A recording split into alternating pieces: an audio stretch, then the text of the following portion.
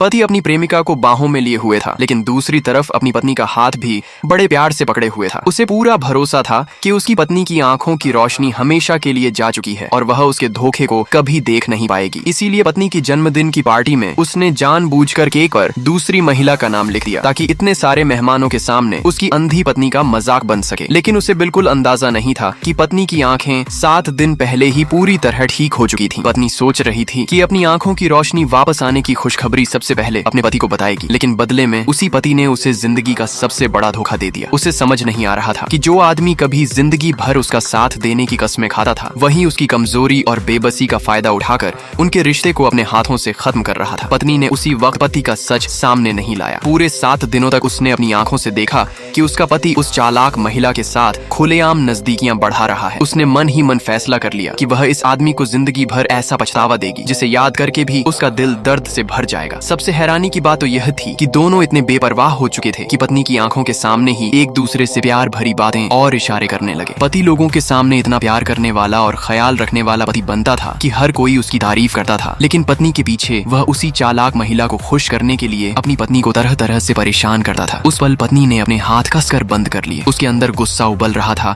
और मन कर रहा था कि उसी वक्त दोनों का सच सबके सामने खोल दे, लेकिन उसने खुद को शांत कर लिया। वह जानती थी कि इन 2 लोगों की वजह से अपनी जिंदगी बर्बाद करना बिल्कुल सही नहीं है। इसलिए उसने अपना गुस्सा दबाकर पति के झूठ सुने और चुपचाप सब सहती रही। फिर उसने कहा, माँ, मैं थोड़ी थक गई हूँ, मैं अपने कमरे में जाकर आराम करती हूँ और जल्दी सो जाऊंगी। चालाक महिला के चेहरे पर घमंड और जीत की मुस्कान देखकर भी पत्नी ने कोई प्रतिक्रिया नहीं दी और दोनों को अपनी आंखों के सामने मनमानी करने दिया। अगले दिन सुबह भी ये तमाशा बंद नहीं हुआ। वह महिला बिना बुलाए नाश्ते की टेबल पर आ गई और सबके सामने सीधे पति की गोद में जाकर